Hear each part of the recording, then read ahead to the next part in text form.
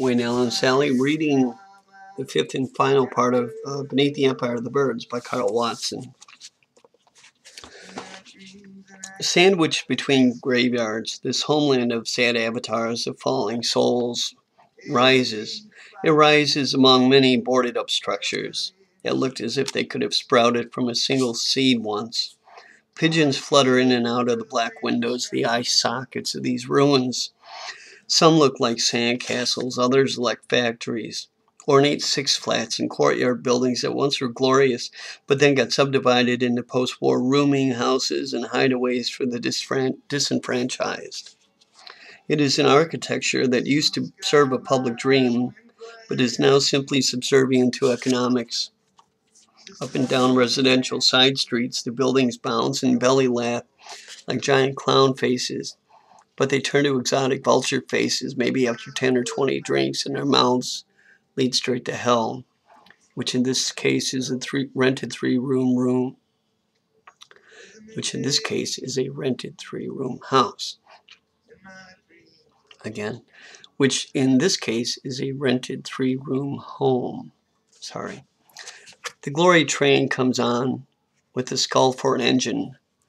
Men scratch the green bottle flies out of their crusted armpits, hustle their nuts, and spit. They hate their wives, and their wives hate them. Kids say fuck off to all that.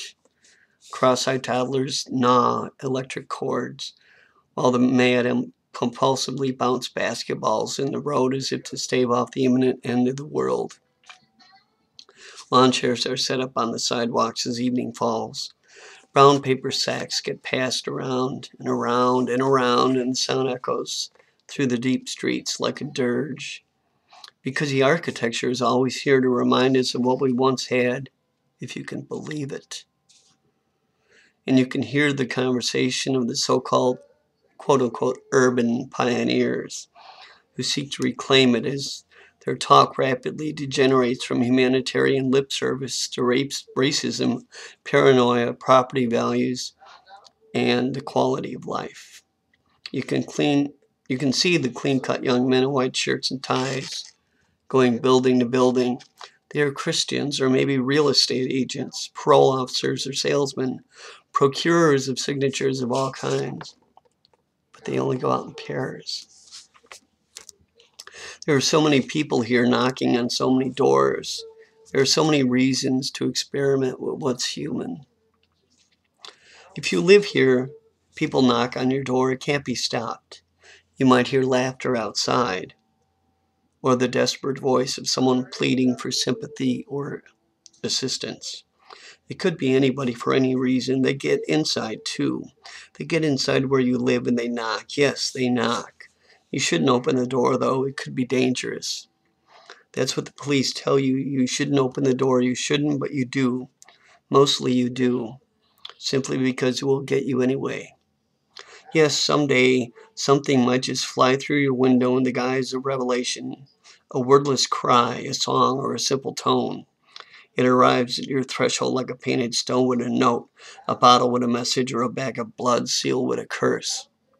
So you open the door. Part of it, at least, is your sense of wonder. The other part is simply your gnawing need for the light. For it is said that the primary human fault has always been an incapacity to feed on and digest light. It's so dark to be alone sometimes, and you'll do anything for it, for a vision, for some air or the arson in some wily visitor's wanting eyes. People will take abuse and call it love, take flight from fear and call it laughter. They hear the beat of wings throughout their emptiness. They see the high flaming of the summer trees, a fire of containment they mistake for the sky. Apathy Press Poets, and Rick Terrio gave me this book.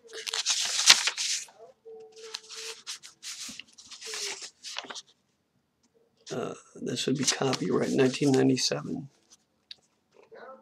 One of the most underrated writers.